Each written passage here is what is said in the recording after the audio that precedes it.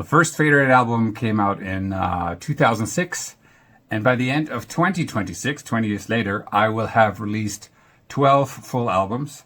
And so I decided that for every month of this year, I will explain the concepts and the lyrics behind one of the 12 albums. Today, my debut album, FH1. The first song on the first album is actually really a breakup song. I mean, it doesn't sound like it because it's fast and has hard kick drums. But in the lyrics, I use Hollywood movie metaphors to describe my emotional state after breaking up with my first ever long-term girlfriend. And back in that time, nobody really paid attention to my lyrics, probably because they didn't expect a guy with a mohawk and a furry jacket and sunglasses to write anything worthwhile. So on this one, I'm going to go line by line and explain my thinking in the lyrics of the Protagonist.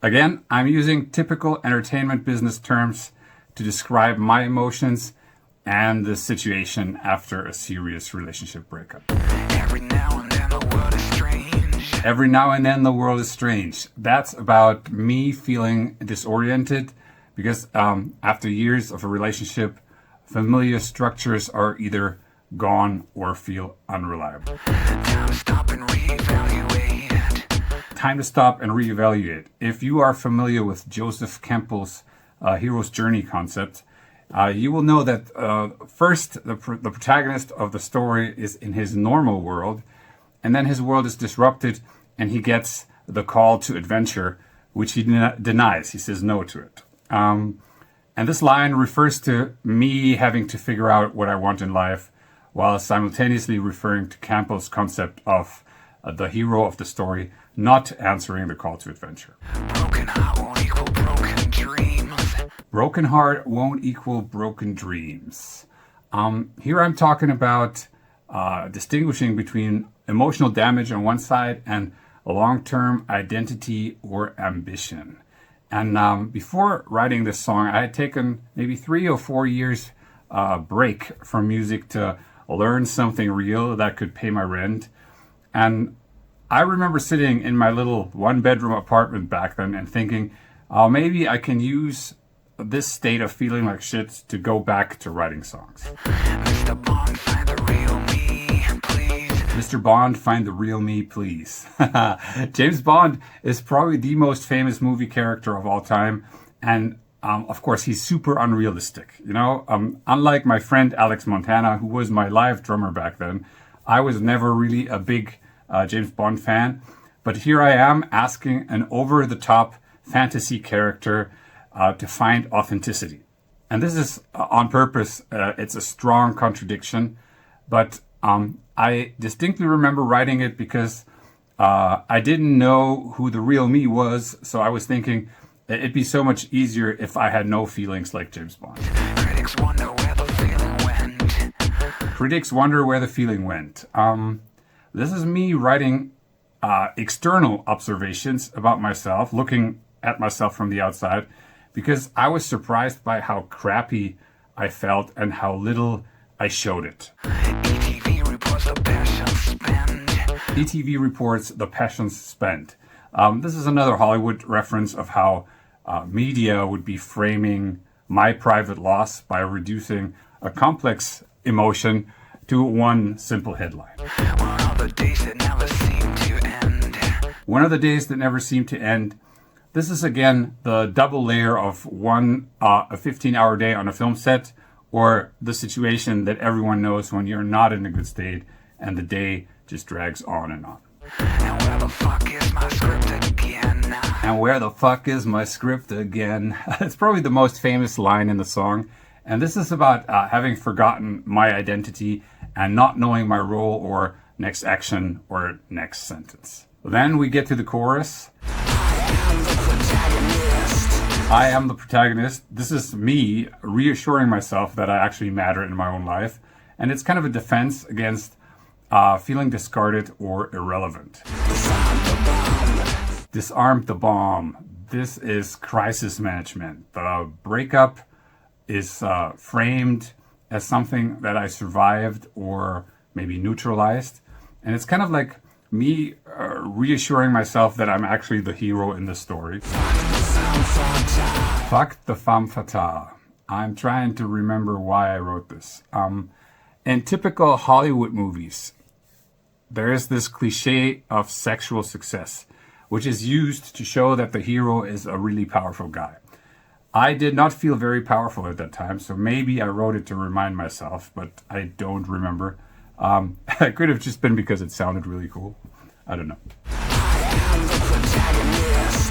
I am the protagonist again, repeating the first line, kind of like to reinforce it, like self-hypnosis. The credits roll. This is about the ending of the movie and about acceptance that this chapter or this story is now over. Discover who we are.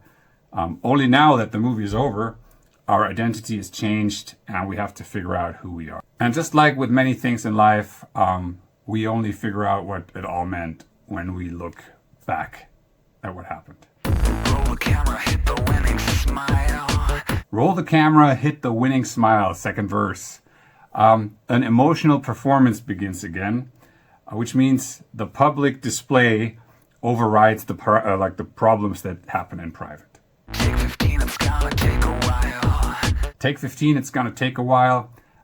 It's a typical pause on set when they say, oh, stop it, let's take 15. And this is about delays and resets because healing is usually slower than you expect. If you think it takes a month, it'll take a year. Smoke machines can make it hard to breathe. Smoke machines can make it hard to breathe. I'm describing artificial environments that create discomfort. And on the set, smoke machines are dressing up the fake environment to look like something it isn't. This goes hand in hand with hitting the winning smile from the first line. It's about faking something on the outside while finding it hard to even exist on the inside. Mr. Bond, find the real me, please. Mr. Bond, find the real me, please. Here I am repeating the request to James Bond, but the fantasy hero still cannot deliver the truth or authenticity. Gonna hang inside my trailer more. Gonna hang inside my trailer more. This is a typical thing for me. I'm like an inside guy. It's about isolation here and about retreat into a temporary, hollow place. This is what they made the trailer for. This is what they made the trailer for. The trailer is both a workplace perk and it's also like an emotional hiding place. And at the same time, it's not even mine. It's designed to give comfort without giving any substance or a home or something like that. Makeup lets me be a real man. Makeup lets me be a real man. That's a new outside identity achieved through disguise. I show manliness, but I don't really live it because I'm mostly hiding in my trailer. And where the fuck is my script again?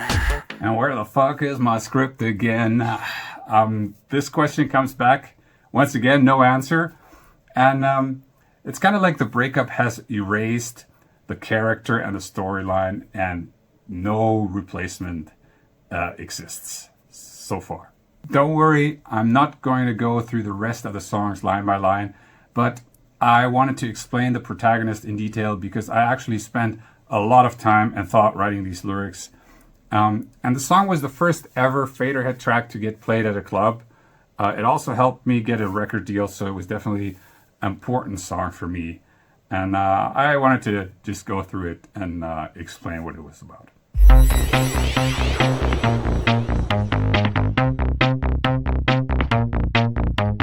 The beat has started. This is a very simple song about going to a club. It's inspired by Tok Tok featuring Sophie O, Day of Mine, and maybe ASCII Disco Straßen. But I mainly wrote it as a birthday gift to my friend Renee, which is why there's the little computer vocal saying, because his online handle was LD, which is 2 letters, 2 Buchstaben, and his then girlfriend once called him that. Renee was also the organizer and DJ of the party where the protagonist was played for the first time. And even though he doesn't DJ anymore, the party still exists and they play a lot of Faderhead songs. So one could really say that the beat has started back then and it has not stopped yet.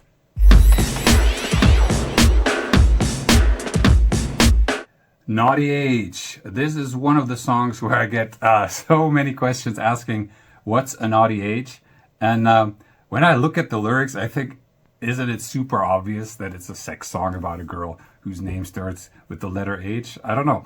I guess people thought it might have to do with heroin, but when I read through the lyrics, I don't see even one single line that would hint at that. So yeah, it's a sex song about a pretty lady whose first name begins with the letter H. And yeah, that's all about that there is to it. After this, there is no turning back. This song is me really liking Nine Inch Nails' Closer and kind of writing my own version with the limited skills that I had back then when it came to electronic music. And this song is about memories sticking around after a breakup and refusing to move on even when the relationship is over. Every picture tells 1,000 words. It's the image inside that hurts. Photos and images keep pulling the past back into the present. And what hurts is not what happened, but how it keeps replaying in your or my head. Time to take what is left and go. At the same time, everyone knows it's time to leave and move on. But as we know, the mind keeps finding reasons to stay attached to the old relationship. Those kind of betrayals are leading towards you. I use a public transport image for movement and motion by trains and train lines, but none of those actually lead anywhere. There are many like imagined ways back to the other person, but they all stop short. Forever is a moment trapped by a flame. And in the end, forever turns out to be just one frozen moment that feels big but cannot grow or continue.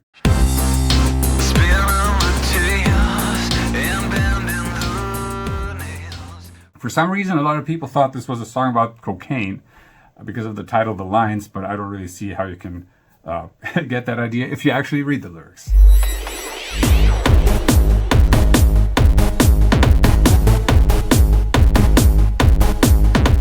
This is a song where I got probably hundreds of questions over the 20 years where people were asking, what's an OH scavenger? As if Google didn't exist for the last 20 years and you couldn't search.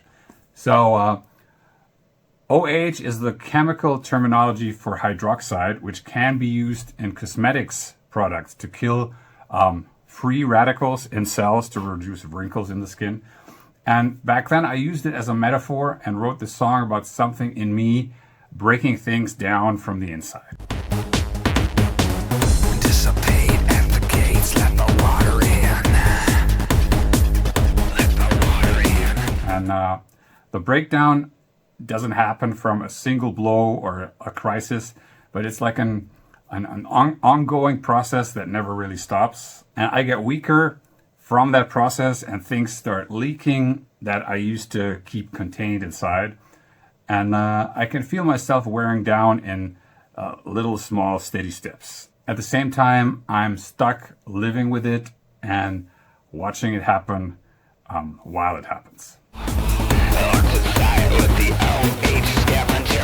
The OH scavenger is part of me, deep on a cellular level, quietly breaking things apart.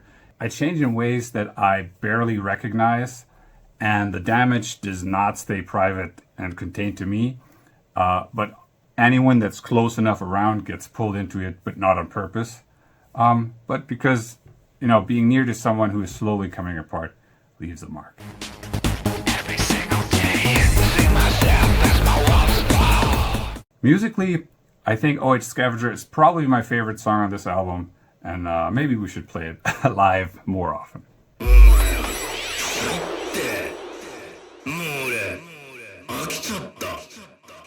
This is the vibe track on this album. My friend Miyagi Sadamune did the Japanese lyrics and the vocals.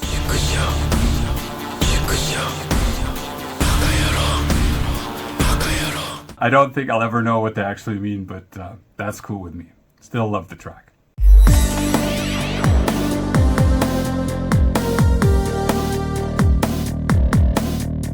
Vanish. This is the track that most people name as their favorite FH1 song. We still play live today, although in a more ballady, halftime tempo version. We gotta pray another lie will disappear. In 2003, I almost died from bacterial meningitis, and my short-term memory was affected by the brain damage that I had. And this led to the situation that a girlfriend I dated years later accused me of regularly lying to her because I simply couldn't remember things either I had said or that she had said. And let's just say the relationship didn't last very long after that. Well, look at you today.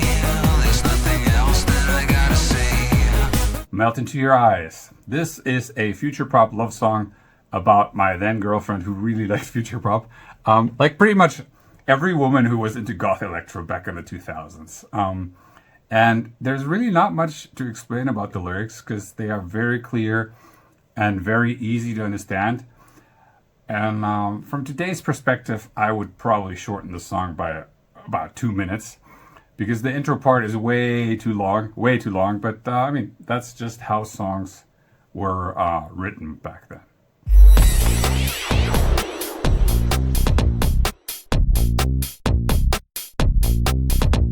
Hey Girl.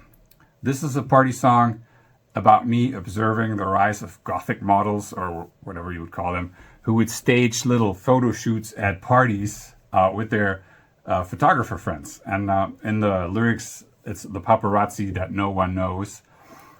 And the whole song is me being snarky and condescending because at that time, I really didn't recognize that anyone has a need to be seen and create their persona in some way. I mean, I had a mohawk and I wore sunglasses in dark clubs, so I should probably shut up. Hey girl, with the tapioca skin. Hey girl, with the mediocre pals. And even though the beat is bouncy, the whole song has a pretty sad vibe because I always got that feeling when I saw these situations.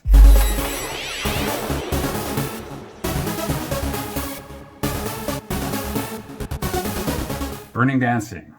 This is a song where I am commenting on the extremely annoying true goths who I met often when I started going to goth clubs back in 2002. And because I didn't know most people, they would explain to me how all this new electro stuff is just garbage and a degeneration of the scene. This is where the last control is lost. Degeneration of a scene, but you'll never fall. They would also constantly complain about how this party has become just about vanity and being seen, while at the same time they'd be covered in tons of makeup and wearing like super elaborate outfits. That made me laugh all the time. I used the historical phrase Rome is burning, meaning that it's the end of the Roman Empire, and changed that phrase to the walls are burning, referring to the walls of the club. But people are still dancing, just like the Mad Emperor Nero, who was playing violin as Rome burned. And back then I thought I was being super clever for using this Nero was playing a violin as Rome burned story because it was factually wrong. Violins didn't exist at that time, and just like the statement the scene was dying was factually wrong, because I could see 800 to 1,000 people show up at the club on Saturday. Little lies will form beliefs that build my insecurities. Only the CD version of FH1 has a hidden track called Disappear, and back then hidden tracks were a thing where the last track would have 3 to 4 minutes of music and then maybe, 5 minutes of silence, and then another song would play as a surprise. They say old habits never die, they fade. Well, you said you have changed. And this is a ballad that continues the story of Vanish, and maybe Disappear has started the convention that in later years I ended my albums with a slow ballad. I get asked regularly how I view my debut album now, 20 years later, and I would say I am surprised by how much better it is than I remember. And I'm also aware of how much worse it is than I could make it today. But I mean, that's the way life really is. And back then, I didn't know much about electronic music, and I had never ever been a singer before, not even on the demos for my other bands. And actually, back then, I was not very happy with my vocals.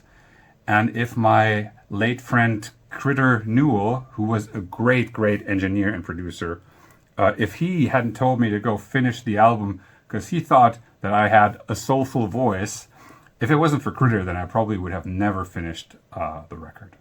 I guess I owe him my career.